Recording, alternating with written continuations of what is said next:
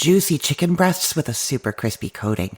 Pour a good couple of inches of vegetable oil into a wide pot. Heat over medium until the oil temperature is 300 degrees Fahrenheit. Use a candy thermometer so you're sure you have the right temperature. In a pie plate, mix together a cup of panko breadcrumbs with a teaspoon each of salt and garlic powder, half a teaspoon of paprika, and a quarter teaspoon of pepper. Crack an egg into a wide bowl and whisk it up a bit. I have a pound of thinly sliced chicken breasts here. There were 4 of them in the package, which is perfect. Alternatively, you can butterfly 2 8-ounce chicken breasts so that you get these thinner pieces, which will cook through in just the amount of time needed to brown the breadcrumbs. Dip each piece of chicken in the egg, coating both sides, and then in the panko. Add extra crumbs on top and press so that they stick on well. Put chicken in the heated oil and turn the heat up a little bit to keep the oil temperature just above 300 degrees Fahrenheit.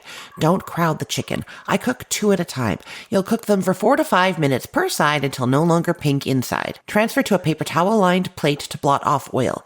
And you can put them on a rack on a pan and into a low oven to stay warm while you cook the other 2. See how using the thinner cut chicken breasts lets them cook through without getting too dark, and it's really quick. I like to serve these with a mushroom sauce. They're also amazing as the base for chicken parmesan or sliced and put on a salad.